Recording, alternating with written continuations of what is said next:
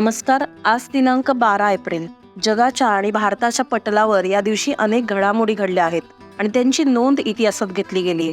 चला तर मग त्या जाणून घेऊया या भागात. मी रुपाली गोवंडे आणि तुम्ही बघताय रुतम मराठी दिनविशेष. 12 एप्रिल 1801 रोजी रणजित सिंग यांना पंजाबचा महाराजा म्हणून घोषित करण्यात आलं.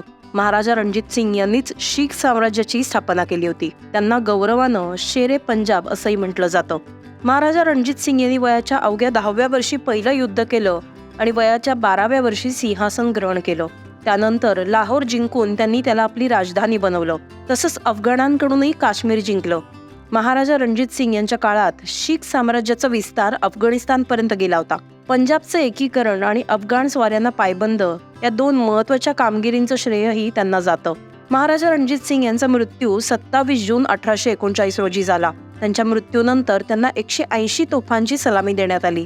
महाराजा रणजित सिंग इतके लोकप्रिय होते की त्यांच्या अस्थि कलशाची मिरवणूक जेव्हा लाहोरच्या रस्त्यावरून निघाली तेव्हा सगळे नागरिक रस्त्यावर जमा झाले होते. तसंच लोकांनी आपल्या घराच्या गच्चीवरूनही फुलांचा वर्षाव केला. महाराजा रणजित सिंग हे केवळ चांगले शासक नव्हते तर एक सक्षम लष्करी सेनापती देखील होते. त्यांनी शीख खालसा आर्मीची निर्मिती केली, ज्याला ब्रिटिश भारतातली सर्वोत्तम सेना मानत असत. राखलदास बॅनर्जी यांचा जन्म 12 एप्रिल 1885 रोजी पश्चिम बंगालमधल्या मुर्शिदाबाद इथं झाला. ते देशातले प्रसिद्ध पुरातत्वशास्त्रज्ञ आणि इतिहासकार होते. लोक त्यांना RD बॅनर्जी असंही म्हणत असत. त्यांनी मोहेंजोदडोचा शोध लावला होता, जे सिंधू संस्कृतीतलं महत्वाचं ठिकाण आहे. युनेस्कोने 1980 मध्ये मोहेंजोदडोला जागतिक वारसास्थळ म्हणून घोषित केलं आहे. RD बॅनर्जी यांनी हडप्पा इथल्या सिंधू संस्कृतीच्या जागेच्या उत्खननासह अनेक महत्वाच्या प्रकल्पांवरही काम केलं. मात्र दुर्दैवाने त्यांच्या महान कार्याचं श्रेय त्यांना मिळालं नाही. त्यांनी मोहेंजोदडोचा लावलेला शोध हा खरं तर भारतीय पुरातत्वशास्त्रातला आणि इतिहासातला सर्वात महत्वाच्या शोधांपैकी एक होता.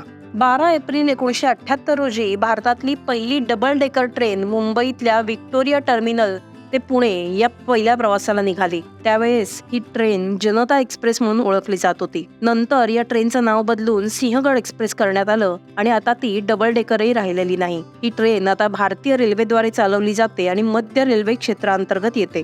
12 एप्रिल 1961 रोजी मानवाने पहिल्यांदा अंतराळात पाऊल ठेवलं. हा दिवस आता जगभरात मानवी अंतराळ उड्डाणाचा आंतरराष्ट्रीय दिवस म्हणून साजरा केला जातो. तत्कालीन सोव्हिएत युनियनचे अंतराळवीर युरी गॅगरिन हे अंतराळात पाऊल ठेवणारे पहिले मानव होते. वयाच्या अवघ्या 27व्या वर्षी त्यांनी 12 एप्रिल 1961 रोजी वोस्टोक 1 या अवकाश यानात उड्डाण केलं. त्यांच्या पृथ्वीवरच्या सुरक्षित पुनरागमनामुळे हा विजय निर्विवाद झाला. ही एक अशी ऐतिहासिक घटना ठरली ज्याने संपूर्ण मानवतेच्या फायद्यासाठी अंतराळ संशोधनाचा मार्ग मोकळा केला. 12 एप्रिल 1981 रोजी नासानं स्पेस शटल कोलंबिया प्रक्षेपित केलं होतं.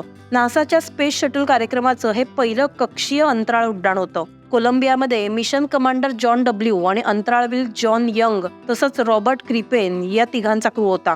कोलंबियानं 37 वेळेला पृथ्वीभोवती प्रदक्षिणा घातली आणि 14 एप्रिल 1981 रोजी 54.5 तासानंतर ते पुन्हा पृथ्वीवर परतलं. अमेरिकेतलं गृहयुद्ध 12 एप्रिल 1861 रोजी चालू झालं आणि 9 एप्रिल 1865 रोजी संपलं.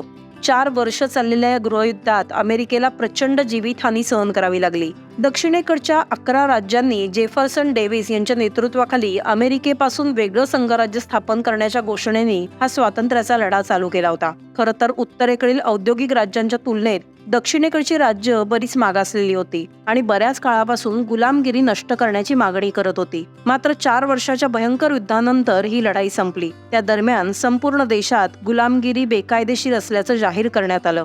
अमेरिकन गृहयुद्धादरम्यान अब्राहम लिंकन हे अमेरिकेचे 16वे राष्ट्राध्यक्ष होते. अमेरिकन गृहयुद्ध संपून शांतता प्रस्थापित करण्यासाठी नंतर ते ओळखले गेले. Security exchange board of India अर्थात सेबीची स्थापना सर्वप्रथम 1988 मध्ये सिक्युरिटीज मार्केटमध्ये नियमन करण्यासाठी वैधानिक संस्था म्हणून केली गेली. 12 एप्रिल 1992 रोजी ही एक स्वायत्त संस्था बनली आणि भारतीय संसदेने सेबी कायदा 1992 मध्ये संमत केल्यानंतर तिला वैधानिक अधिकार देण्यात आले. ती भारतीय भांडवल आणि रोखे बाजाराची देखरेख तसंच नियमन करते. त्याचबरोबर त्यासाठी नियम आणि मार्गदर्शक तत्वही तयार करते. सेबीचा उद्देश हा गुंतवणूकदारांच्या हिताचं रक्षण करणं असतो. त्याचबरोबर भारतीय भांडवली बाजाराचं नियमन करणं हे सेबीचं मुख्य कर्तव्य समजलं जातं. तर हे होते आजचे अर्थात 12 एप्रिलचे दिनविशेष.